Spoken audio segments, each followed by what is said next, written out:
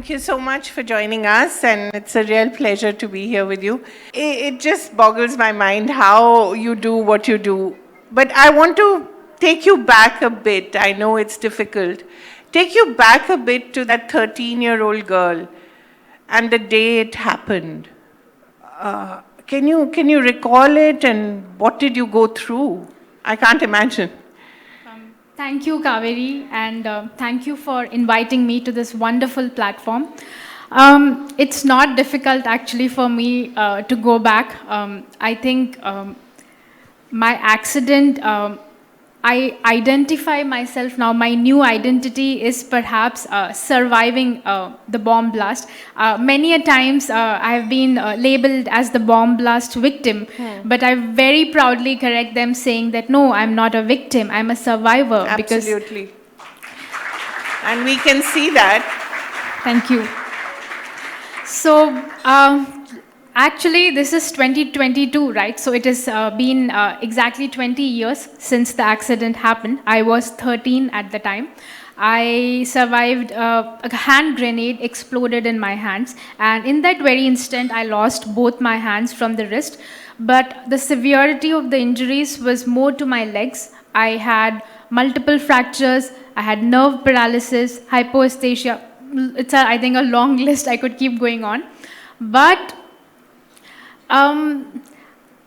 I think there is something very poetic about what also happened. I very much believe in destiny, or when things happen, they happen for a reason. And I think I have my mom. She's here. I have my mom to thank that for.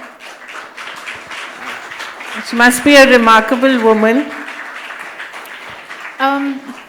For me, to find, I very strongly believe that grief and suffering, I think it ceases to be painful the moment we find meaning. Yeah. And when this accident happened, and being bedridden for 18 months, and all of that physical pain, the emotional trauma, accepting this new body with two different hands, my legs are different. I was actually a Kathak dancer before the accident happened. I had learned Kathak for about 7 years. I had written several exams. I love dancing. I always used to say that dancing is in my blood. And that very instant when the accident happened, I could not dance. I still dance, but of course not as gracefully as I could.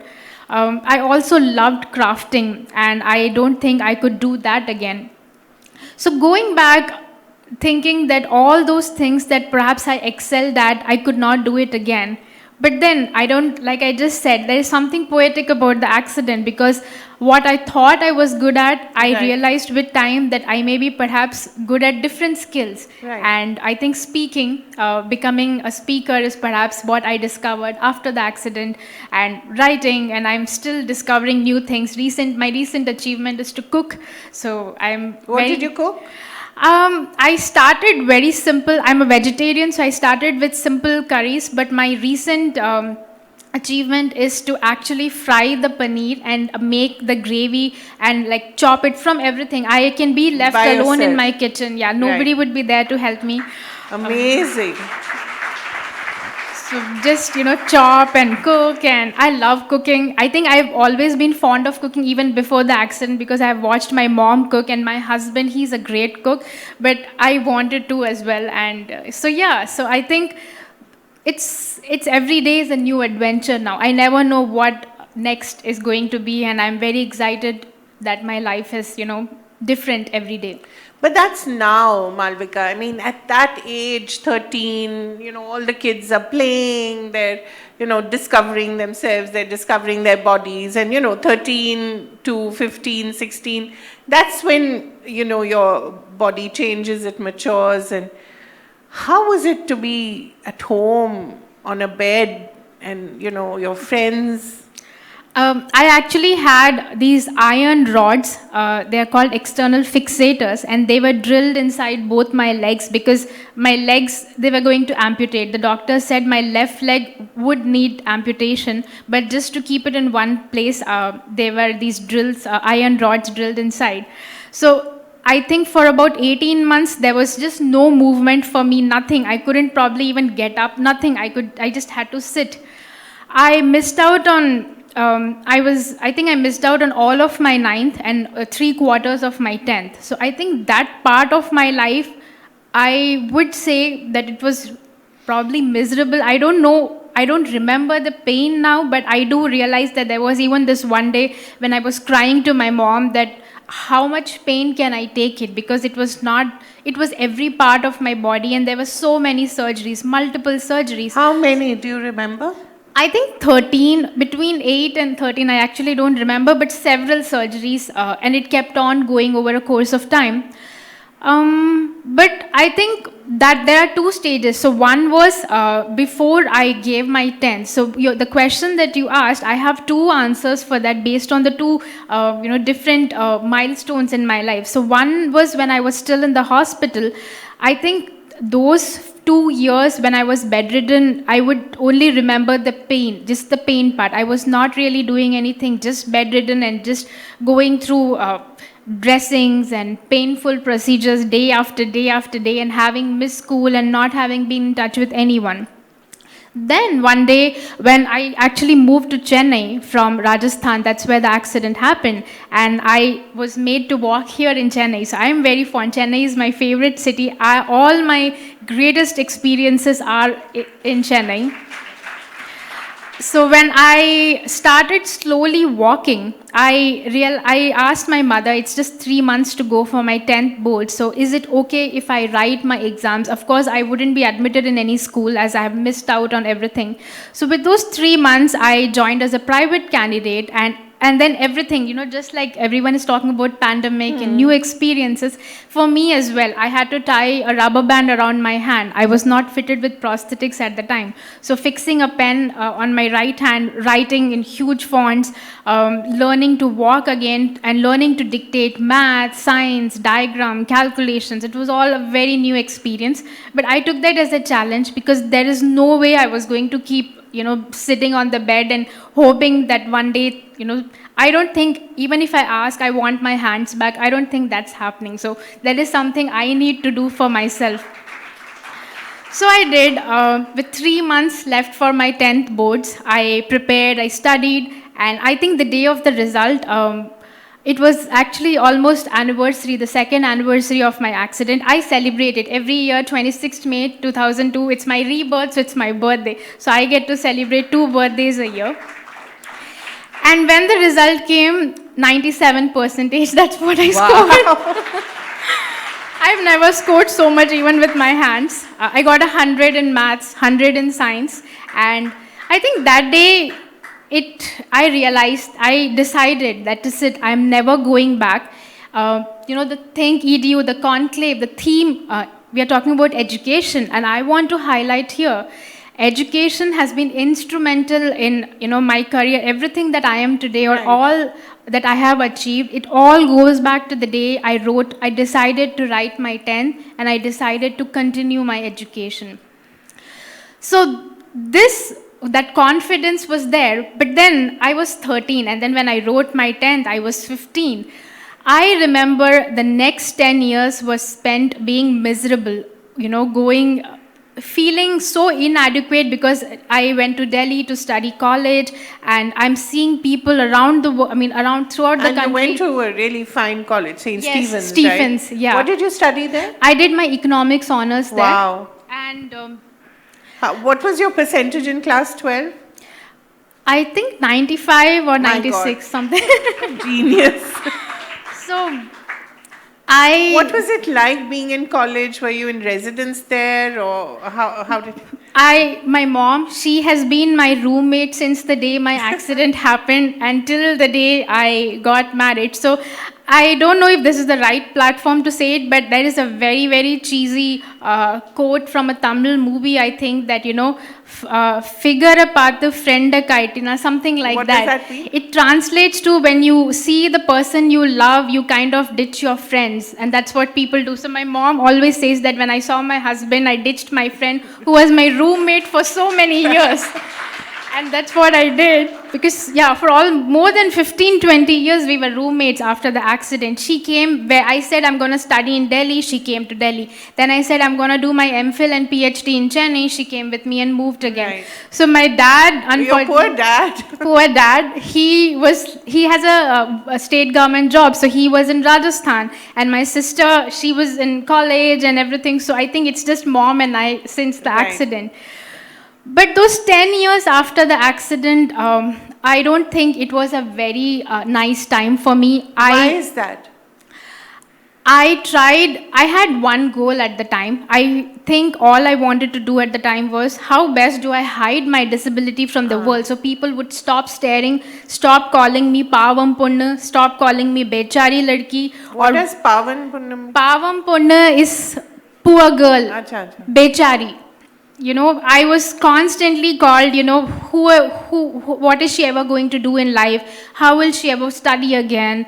Or, you know, because I'm a woman and I'm a woman with disability, so I have double a disadvantage now. Who's going to marry her? So I was called a liability or a burden to my family. So I think all these remarks, it really pushed me to the point that I hated going out, or if I would wear layers and layers of clothes, wear my prosthetic hands for the sole reason so people wouldn't see something is different. And, you know, in that heat, I would do all of that and try to compete with my able-bodied classmates, knowing that I was unique, but I didn't accept that. And I was trying so hard either to hide my disability or trying to be like my peers, which I couldn't. I couldn't write as fast as them. I couldn't walk as fast as them. 10 years, I think, I won't call it waste because I don't think people with a growth mindset would call any experience as a waste of time. Everything helps. It is Everything contributes to being who it's you a are. learning. Yeah. So, but I'm glad. I think the day I gave my first public talk, it was here in Chennai. It was a TEDx talk, and the day I gave that first talk, I would say that's the day things changed for me. I stopped shying away from people. I stopped hiding. I stopped feeling bad for my disability, and I started being more vocal because that's the time I took research. I was doing my MPhil and PhD program here in Chennai, and I was studying about people with disabilities. I needed to work. I needed to read more, understand more about what their life is and their quality of life and what needs to be done. So I don't think there was, I should stop, I think at that time I needed to step up, and that's something that my mom said. She always used to tell me that if I go to a public platform and talk about disability, talk about motivation, I don't know how many people would hear. Yeah. But, if you go and speak about, hope, you have a lived experience. So you go ahead and you do that, and I'm a speaker, and that's how I became one. How did you become a speaker? How did someone approach you, or how did it happen? I think the first talk was an invitation that I got, which I think many invitations I might have declined in the past, but this particular one I wanted to because that's it. I am gonna accept and I'm gonna move forward, and I did that. I think it was the 10th anniversary of my accident, and after that, it was covered in a lot of newspapers because I received a standing ovation for my first talk. And I can imagine. Thank you. And when I did that, I think after that, I think I had opened up a world of, possibilities, opportunities for me. I started getting invitations to schools, to colleges, to youth forums, and then the national invites became international, and then I got to travel so many countries. I think my fondest memory is speaking at the UN in New York, UN headquarters. Wow.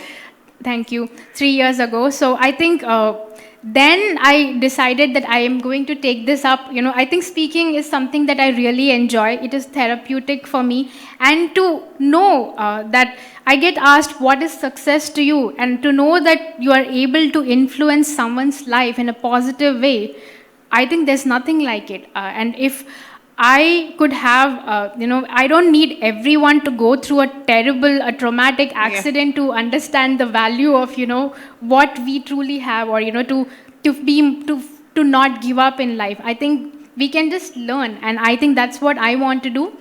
And with my work, I want to sensitize people about disability. I am working towards an inclusive India, and I think that is what my speaking and being a motivational speaker to me is all about.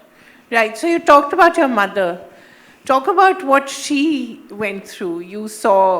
She saw you suffering, and mothers can't bear their children suffering. What was it? What was it like?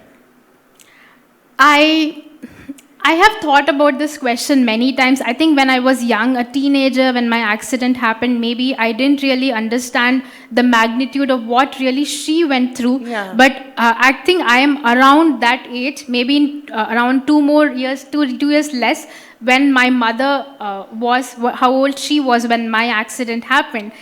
Honestly, I'm terrified to even imagine if I could do something what she has done. I have 2 cats, and being a cat mom is something that I find hard to manage. And what she has done at such a young age, she was just in her mid 30s when the accident happened. And she had another child as well, yeah. Yes, and she had to manage all of that.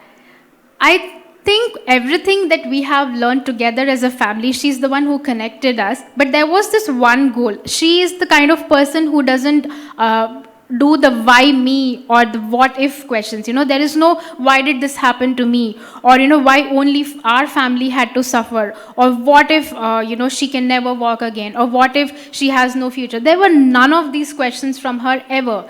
I think the first question, even after, on the day of my accident, when even the doctor said that this girl will not survive this night, I remember very clearly, because I was conscious throughout the incident. I couldn't feel my body because my body was completely numb with the explosion, but I could hear and see what people were doing.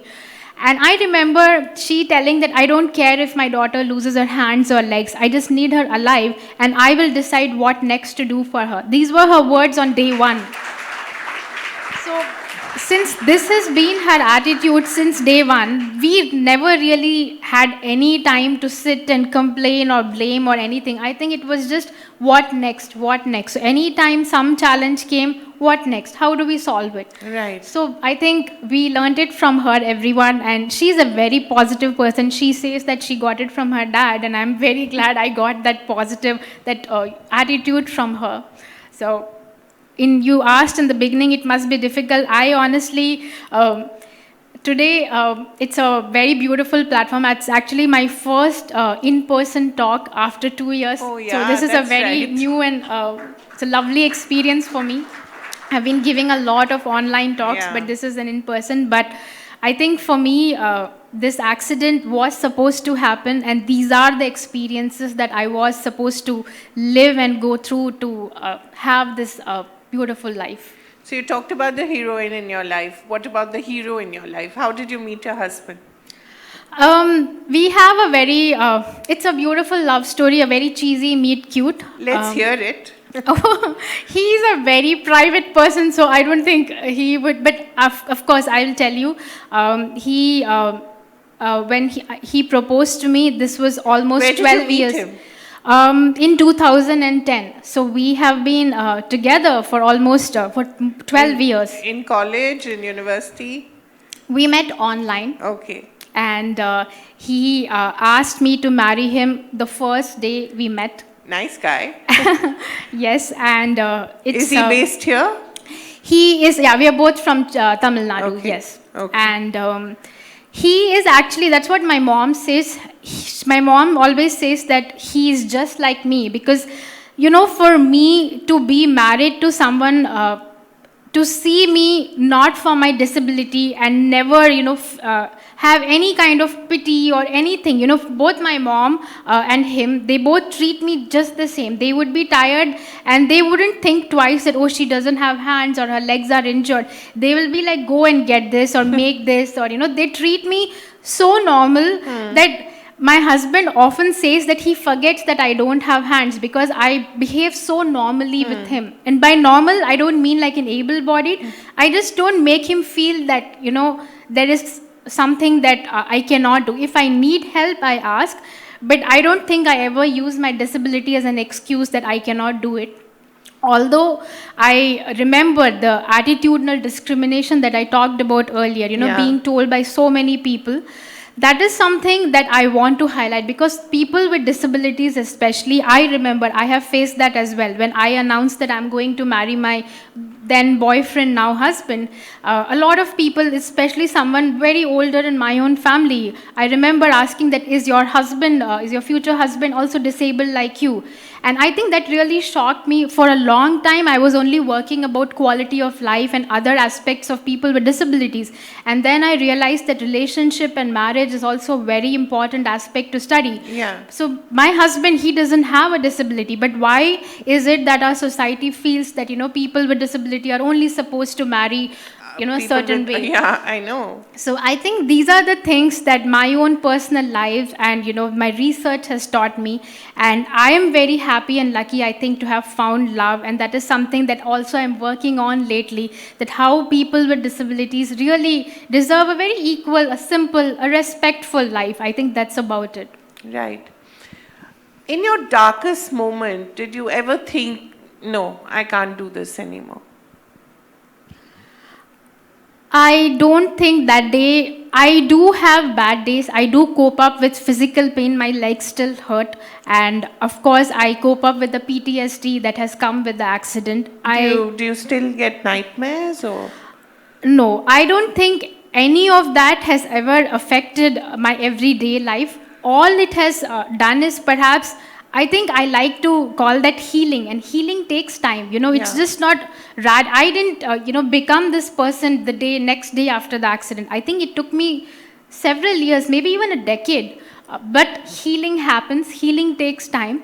And I very strongly believe that if we give, I think for me, in both my mother, I think giving up was never on the table. It was never an option. Even today, if I take up a project, my mom, she doesn't care whether I get first rank or get the best awards or anything. She just wants to make sure that I attempt it, or I try it, or I give my best. Something, even my husband, my father, I think everyone in my family, we do that.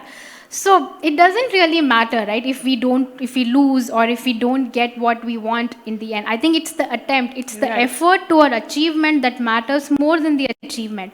So even in the darkest hours, if I feel that I have not gotten what I deserve, or I cannot keep going on, the pain is too much, I always like to tell myself that, it is just momentary. I think for me, this whole accident, there is this proverb that I read once, but I have actually modified it to suit my vision. It goes something like this: there is an invisible thread. It connects us to what we are destined to achieve. This thread may sometimes tangle. It may even stretch, but it never breaks. So these tangles and stretches that I'm talking about, tangles are basically the challenges, the adversities that we face. The stretches are perhaps the time it takes for us to achieve something. But no matter what challenges, no matter how long, our patience get tested, what we are destined to achieve, we truly do. So even in my darkest times, I believe that whatever is meant for me, I think it will happen. It will take time. It took me 10 years I think it took me 15 years to accept my body. It took me several years for everything that I have worked for. So why not give everything the time it needs Right. and deserves? So. Last question. I think that your whole suffering, and there must have been so many stages of suffering. Grief, understanding why it happened, then of course, coming to terms with it. Who was the greatest help apart from your mother? Did you turn to God? Did you turn to a spiritual leader? What was it? Reading? What helped you?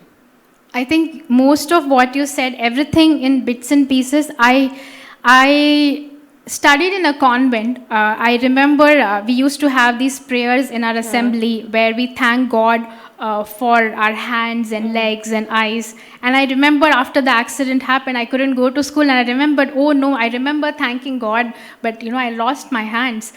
But I don't think I lost my faith ever. I have always been somebody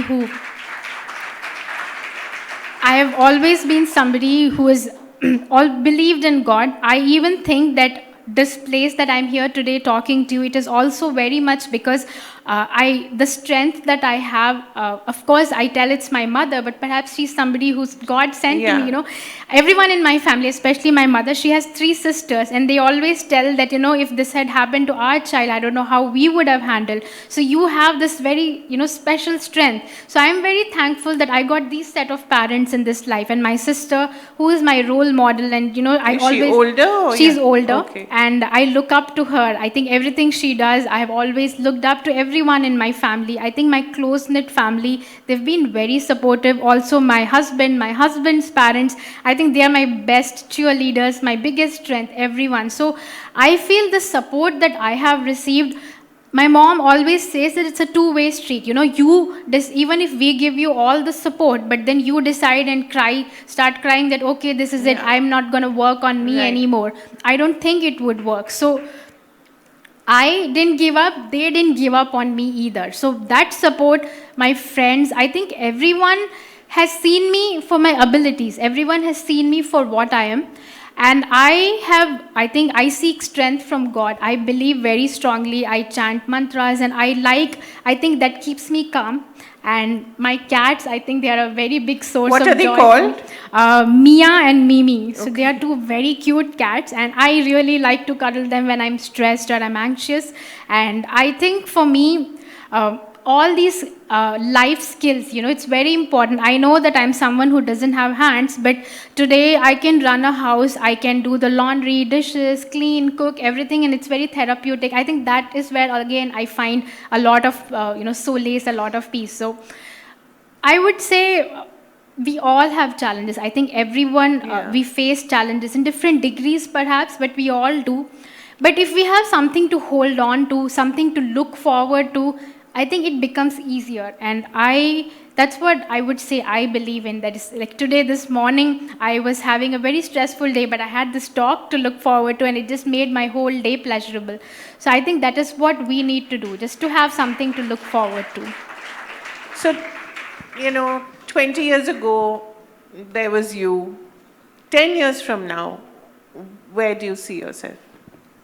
Oh, I actually have never thought about that, because I used to score between 60 and 70% when in my 8th grade, the accident happened, and then I got a 97. I never thought Malvika, who was so good at dancing and crafting and extracurriculars and not at academics, doing a doctorate and receiving her, PhD 3 years ago. So I don't think everything that has happened to me after the accident, it's a surprise. I did take up every opportunity that came my way, did my best, but everything I would say is a bonus. That's what my mom says. For us, you smiling and not, just being happy, that is all we needed from you after the accident. She said, me and dad, that is all we needed. You could have done anything with your life, we wouldn't care, but we just wanted you to be happy. So everything that you've achieved is a bonus for us, is a bonus for you. So it really doesn't matter where your life takes. I really don't know if I have an answer to it, but I'm really hoping I work more on inclusion. I get to inspire more people, perhaps do a master's in psychology, something that I really want to, but I don't know. I really don't know where my life will take me, but I'm hoping that it will be adventurous the way it has been in the last 20 years. Wonderful. Thank you so much for coming here and talking to us. Thank you so much. Truly an inspiring story, and I think all of us will take away a lot from this. Thank you.